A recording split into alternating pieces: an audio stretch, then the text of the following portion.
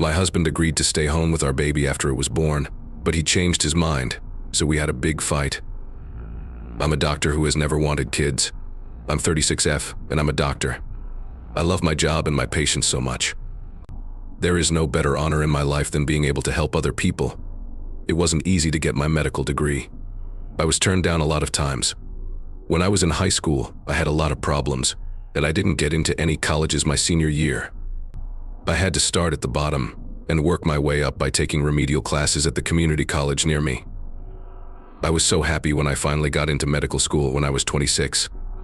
My husband, 37M, and I have been married for 4 years. We met in my 3rd year of medical school. I make 3 times what my husband makes in marketing. I told him right from the start of our relationship that I wasn't sure if I wanted to have blood children. My dream has always been to adopt a child from foster care, and my husband seemed to get it. But after his bee friend had a baby boy last year, he really pushed me to have kids. Because I was just starting out in my job, I was against this idea at first. I wanted to wait a few more years before talking about kids again. Because a condom broke during sex, I found out I was pregnant out of the blue in August of last year. At first, I was thinking about having an abortion, but after a lot of deep talks with my husband, we decided to keep the baby. He would quit his job and stay home with our daughter until she was old enough to start preschool. We chose for him to stay home with our daughter for a number of reasons.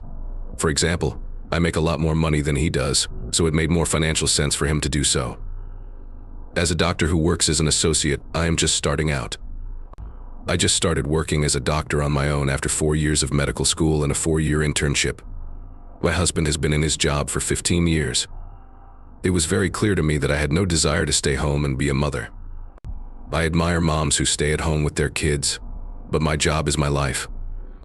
And I'd go crazy if I was stuck at home all day. I have no desire for this way of life at all. This last point makes me feel bad about sending my child to daycare until she is old enough to talk. Due to my own experience with being abused as a child, I don't trust people enough to leave my daughter with strangers where she can't report abuse or neglect. Today is 9 weeks since the birth of our girl, and I'm getting ready to go back to work in a few weeks. This past weekend, I went to a medical meeting out of state and left my husband to watch our daughter by himself. It was great at the meeting, but when I got home, my husband started acting strange. His daughter was taking a nap today, so I asked him what was wrong. He said he doesn't think he can do this and broke down in tears. All weekend, he talked about how stuck, alone, and stressed he felt. These days, he wants me to keep my maternity leave longer and talks about trying to get his job back. I went crazy over this. I then asked, "What are we going to do now with our daughter?" In response, he told me I should quit my job and work from home. I said, certainly not, it was his idea to go to daycare.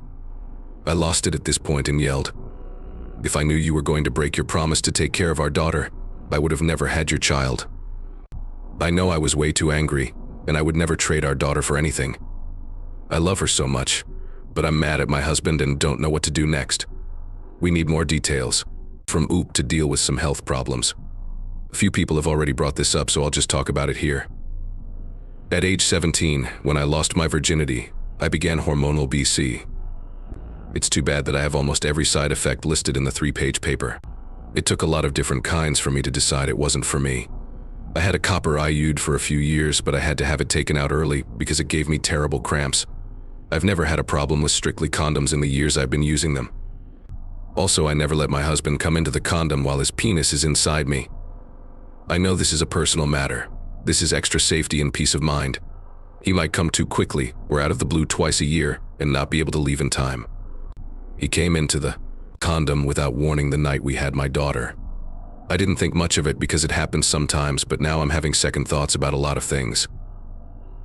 Apez responded to commenter one's question about how a doctor can work from home. NTA. He likes it when you feel stuck, stressed, and alone. He needs to grow up. I guess I would have to stop taking care of patients as a doctor if I changed my job to work from home. I think I'd end up working as a consultant for a health insurance business. I know that sounds awful. Why in the world would you go back to work after 9 weeks? Do you not get a year of paid leave to be a mom? Oh no, not in America. In this country, you're really lucky to get any paid maternity leave at all. Commenter 3 NTA, but, op, I would look at the red flags here. You wanted to have a child, and you got pregnant without planning to. He now wants to go back to work, and the deal changed without warning. Also, why did he feel alone and stressed when he stayed home, but it doesn't seem to bother you when you stay home and feel the same way? Changed on September 29th, 2024. Good morning, everyone. It's been a while since my last post. Really, I didn't think my post would get so much attention, and I was shocked. There were thousands of comments and hundreds of direct messages, and someone even took a video of my post and put it on Twitter. Thank you to everyone who sent me nice and helpful direct messages. You're welcome. Thank you very much. Thank you to the mean DMs that called me a bad mother. They are part of the reason why 40% of female doctors quit their jobs or work part-time within 6 years of finishing their training. Like men have for hundreds of years, women can want both a job and a family. This doesn't make us monsters or bad people. Dear people who sent me direct messages asking for medical advice, I don't feel safe giving medical advice on Reddit. I hope you get the care you need. People who want to know why I wasn't on birth control can read a longer answer below. Hormonal birth control does not work for all women though. This is something that even board-certified abgins can attest to. For almost 10 years I tried every kind of birth control I could think of and decided that condoms and pull-out would be enough. Was this a stupid choice? Yes. We aren't always good at taking care of our own health though, since 40% of doctors are overweight. I love my daughter and wouldn't change a thing, so I have no regrets. Okay, now for the real news. I saw how bad what I said to my husband was a few days after I wrote my first post. No matter how mad I was, I should never have used our daughter as a weapon in a fight. I love her more than anything else, so I would choose her over anything else. That means I would quit my job tomorrow and remain a single mom. I still feel bad about what I said. It was really awful. I also missed the mark by not being more patient and understanding with my husband. For background, my mom came from out of town to stay with us for 8 weeks after I gave birth. My husband did make a big difference.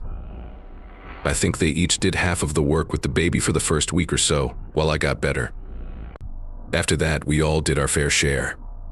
In just 10 days, he went from having 2 people help him to being by himself for a whole weekend. This was a big shock, and I should have known this. The same things that make me not want to be a song are what he says about feeling stuck, stressed, and alone. We had a deal, but I should have let him talk about his worries without making a big deal out of it. I took our daughter to stay with my sister for a few days after the fight so I could give my husband some space. During this time, he would visit her every day, but we decided not to talk yet. When I got home, I told him I was sorry for how I handled the issue. I was surprised when he also said sorry. He assured me that he had no plans to break our agreement, but that he was simply too busy to be sure. He could properly care for our daughter. He said he was sorry for giving up so quickly and suggested that I work from home. He also told me I shouldn't leave my business no matter what we decided to do. In the end of his apology, he said he was going to try being a stay-at-home dad again. After that, we talked for a long time about what we would do next. His words made me realize that taking care of our girl wasn't the hardest part. It was keeping up with the cooking and cleaning.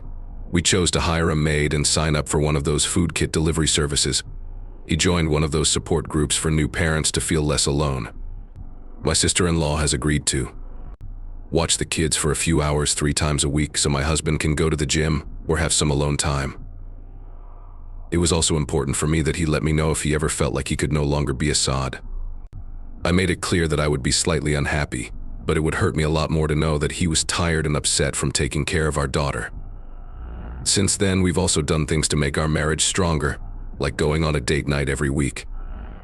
I still don't trust anyone but family with our daughter, so most of these date nights involve long walks with her in the stroller or Netflix and takeout on the couch. But hey, it's been working. Talking about the condoms with holes poked in them thing. Not at all. I don't believe this took place. I really didn't even bother to ask my husband this. When our marriage was already in such bad shape, I thought that this kind of charge would make it even worse. The happy accident has stopped because my husband agreed to have a vasectomy. He is set to come later this year, so we are not participating in PIV until then. I knew I needed to go back to therapy after this whole thing, and I've been going to my doctor for about 6 weeks now. Before this, my CSA hadn't had any effect on my life in about 8 years. but having my daughter and dealing with worry after giving birth have made me think of some very bad things. That's because of my trauma. I know I'm being too defensive. I want to get over this so I can be a good mother and partner. A lot of people told me to leave my husband, and I'm sure a lot of people reading this may feel the same way. I'm sure I'm not. My husband had a weak moment and cried, but he is not usually unpredictable, dishonest, or helpful. He was there for me during my last 2 years of medical school and my training. Please keep in mind that my post was about the worst time in our relationship. The 8 great years we've had together were not shown, where the AP has answered responder 1. Oh no, all of this sounds very step 40. Out of the box. Before I met my husband, I studied for the USM Step 2 test for about a year. There is no way around this test being easy. For 9 hours in one day, they will test all of your practical information. How well you do on Step 2 has a big impact on your training match. It was clear that I was very stressed. A little over 6 weeks before my test, we were going to have dinner at 8 p.m. with my husband. I was so tired that I fell asleep at 6 p.m. and woke him up for dinner. He came to my apartment at 9 p.m. to see if I was okay, and as soon as I opened the door, I started to cry. I sobbed in his chest and told him I couldn't finish medical school as all of my stress and worry came out. During the whole night, he comforted me and was always there for me. He brought me food twice a day so I didn't have to cook. He also took care of my cat, did my laundry once a week, and played with my kids, and massaged my back a lot because I was hunched over my books all the time. He was there for me emotionally the whole time, kept my eye on my dream, and did everything he could to make my hard time better. This is my husband, and now I'm going to do the same for you. I'm helping him in any way I can as he goes through this hard change into being a sod. People can call me a Stepford wife all they want, but I'm not going to lose my family over one bad fight. Loop on whether she will have more children, and if not, what needs to be done if she doesn't. My husband is giving up his sperm. I used a copper IUD for a while, but it gave me terrible periods. I'm so sick of women having to plan families all by themselves. Before 10 years, I don't want to deal with the side effects of hormonal birth control. Instead, my husband and I have decided to a quick outpatient treatment. Next story, I asked my girlfriend to marry me and began making plans for our wedding. But then she suggested going out with her crush as a trio. That's why I called off our wedding. I'm now being blamed by her family. This is a long and sad story that I need to tell because it's been really hard for me to deal with lately. After dating for 2 years, I recently asked 23F to marry me. We met at work through friends we both had. We became friends, went on dates, and on New Year's Eve, we made it known that we were dating. At the start of our relationship, she talks about this guy named Marvin. From what she said, Marvin has always had a crush on her. In the beginning of our relationship, he texted her several times, asking her to leave me and give him a chance. We used to talk about how sad this guy was and how she hates him for asking her to leave me for him. I need to make it clear that I'm not special. I'm an Asian guy who is 5 and really smart. As time went on, I chose to ask her to marry me after 2 years of dating. I proposed to her on New Year's Eve, and she said yes in front of her whole family. I saved some money, and she doesn't have to work. So I started looking for places to hold the party, food, signs, decorations, and everything else. Because her folks can't help pay for it, I spent a lot of money, but I have enough saved to get through this without any problems. We were running chores one day when we started talking about getting married. We want to do many things now that we are in our 20s. We talked for a while about how to find someone, and then she quickly said, "I have someone in mind." I asked who it was, and she said Marvin. I knew that was the first red flag, but I didn't pay attention to it. When I asked her why she only said she liked him sexually. After telling me she hates him, she chose him as her first choice for a threesome. When I asked her why, she said it was just a one-time thing. To make things clear, I told her it was fine, but we needed to talk about it later, and I wanted to talk to him first before giving the go-ahead. She's going to act really excited over the next few days and come show me places. How exciting is everything? When are we going to meet him? It's not as easy as it sounds, and I told her we need to talk about it first. We also need to set some boundaries. She settled down for a day or two, and then she started talking about it again. At one point, she insisted so much on bringing it up that I told her she had to calm down or there would be no threesome. She said she was sorry and that I was right, but something didn't feel right. That afternoon, we were taking a nap together. While she was asleep, I checked her phone and saw that she had been cheating on me with him for a few months. They met while I was at work, and she even sent them one of those online BDSM tests to see if his kinks were the same as hers. It's not enough to say that I was angry. I talked to her when she woke up while I was looking at my phone. She broke down in tears and said she was sorry and didn't know what she was doing. I quickly got my things together and left for a hotel. That night, her parents called me and said I was annoying them and acting like a baby, even though it was I who brought up the idea of the threesome and not her daughter. When I hung up the phone, I didn't say anything, and I started canceling wedding plans. The next day, she called to say she was sorry and asked me to come back. Everything her family says to me in texts is that I need to be a man because I broke the engagement. Bada for calling off everything. News 1, September 5th, 2024. Hi, everyone. Thanks for all the advice. I value the help and the mean comments. Both points of view were useful. Now, let me talk about a few things before we go on to 1. My ex-boyfriend quit his job to go to college. We met at work, but she quit when we moved in together. 2. The woman I used to be engaged to told her parents we were breaking up because I suggested the threesome and got mad when she brought up Marvin. Her folks did believe her. 3. Yes, I did need confirmation to be sure I wasn't to blame. It's hard for me to stand up for myself because I've been taught my whole life to be a coward. As promised, I called my Phil after reading all of your messages, and we decided to meet at a nearby mall to talk about why I broke off the engagement. I got along well with him because we liked the same things, so I thought we could talk. When we met, he looked mad. He said he would listen. What my ex-fiancee and Marvin talked about, I did take copies of and show them to him. When I looked at what he said, my ex told them a whole different story. He told me that my ex-girlfriend cried and told them I was breaking off the engagement because I wanted a threesome. When she chose Marvin as the third person, I lost it. He also said that Marvin has been going to check on my ex because she has been living with them since we broke up. We packed up all of her things at my place so she could move out. I kept the ring because it was also at the flat. We're on our way to give her everything now. You guys will be kept up to date. Changed to September 15th, 2024. I'm back, guys. I know you've been waiting for this news. I had to make a new account because the old one was shadow banned. I'm sorry for the wait. So Phil and I picked up my ex's things and drove to his place. To say the least, the ride there was weird. When we got there, we walked in and saw my ex and… Do you guess? That's right, Marvin. All of them were in the living room. Marvin was hugging my ex, and Mill was sitting next to her with a box of tissues. She looked like she had been crying for a while. When my Mill saw me walk in, he asked Phil what I was doing. He said that everyone needed to talk about what was going on, and he came to clear things up. After everyone sat down, Marvin was about to leave when Phil told him to stay. You are also a part of this.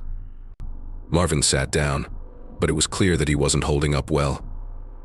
He tried very hard not to look at me or my ex while his right leg was moving around, which made Mill and my ex-girlfriend laugh, but I had one condition. Marvin needs to show him the Facebook message he had with my ex. I was shocked at that time. I was going to fight, but then I got something. The message with Marvin was probably gone from my ex, but Marvin might not have. My Phil told him to do this for her daughter, even though Marvin tried to say no.